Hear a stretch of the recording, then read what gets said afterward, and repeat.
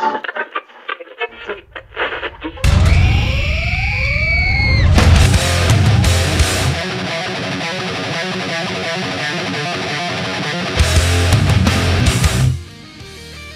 to the first edition of the Prosthetic Records webisode. My name is Mark. I will be your host today.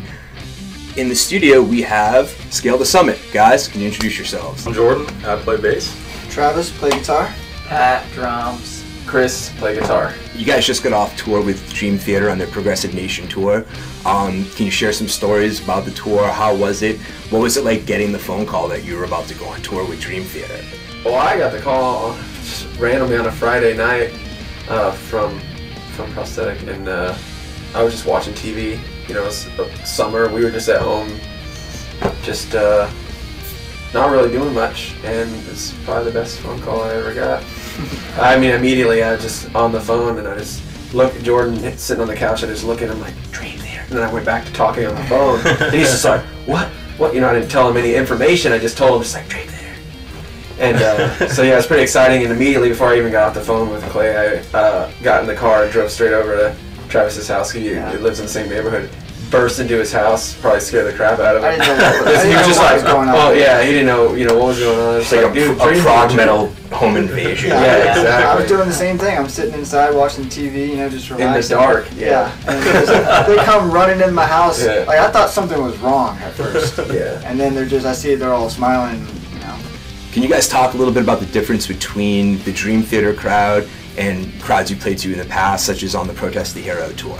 This is definitely an older crowd and a more musician-based crowd. I mean, going out with Protest the Hero, there are definitely a lot of guitar players there because that's a very guitar-oriented band.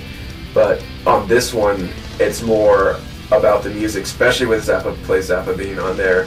There's a lot of older, just people who appreciate just good music and a good live show, because every band on that tour was just super talented, and they delivered a pretty flawless show. So in comparison, I mean, they were both fun. We missed playing the standing room shows, so the few standing room shows on the Dream Theater tour, obviously the crowd's way more energetic because the people that want to be in front row are in the front row because they get there hours before doors open. But Protest the Hero was good as well. It's a totally different audience.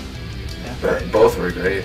I mean, I've seemed to notice this, and have you guys noticed as well that there seems to be sort of maybe a new scene of more, I don't know, proggy or tech-oriented bands, maybe you guys, Animals as leaders. That there's I think it's starting to catch on. There seems to be almost a younger generation of Dream Theater kind of. I mean, I don't really think so. I mean, back when Dream Theater started, there was way more progressive, talent-oriented bands. I still think there's a huge lack of it. I mean, there's us, Between the Bear and Me, Protest the Hero, and then Animals as leaders. But I don't really think there's tons out there. I guess there's more. So I do see kind of an instrumental kind of scene. Yeah, I would say more of a little bit of a resurgence. Not that it's as big as it was, but starting to get more technically able bands coming up in an underground scene. Yeah, I think just in general, metal's made a fierce comeback from where it used to be, and it's really big now. So how did you guys get together? Tell me the background of the band. I know you guys are from Texas, but the band formed here in Los Angeles. Can you give us some background and how you came together? Actually, me and Travis here are from Texas originally, born and raised. We actually, Pat and Jordan are actually from Los Angeles. Well, Jordan's from the Valley. This guy's from Palm Springs. So Chris and I moved out to Los Angeles in 2004 to go to Musicians Institute together, and had already been playing guitar for a while, and moved out here to go to MI and look for other members to play in the band with. And shortly after we started GIT, we found Pat, and then a couple months later we found Jordan. So when you graduated MI, you guys all moved back to Texas? We did. Oh, yes. So that was September 2006. School was coming to an end, and the band was already kind of going pretty well.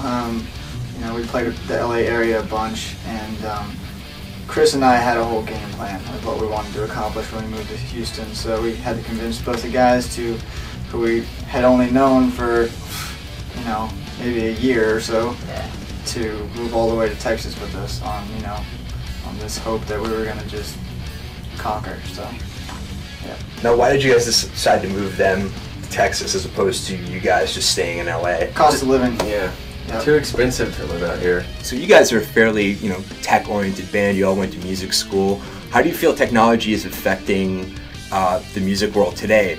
As players, as music fans, as a band. I mean, like every band will tell you that they don't like their music downloaded, but honestly, to us, I mean, you want people to go out and buy your CD, but at the same time, you would also like them to have your music than not have it. And nowadays, with like you were saying about the internet, there's so many bands out there that it really is next to impossible for you to buy everything that you like. So, I mean, we definitely all, would like people to keep supporting the scene, but with, like you're saying, going from CDs, not too many people buy CDs anymore. It's all about MP3s, and not everybody uses iTunes, and that's kind of like the most convenient way to buy MP3s. But for us, yeah, we're definitely tech-oriented as far as like technology goes. I'm widely accessible on the internet, as most of our fans know.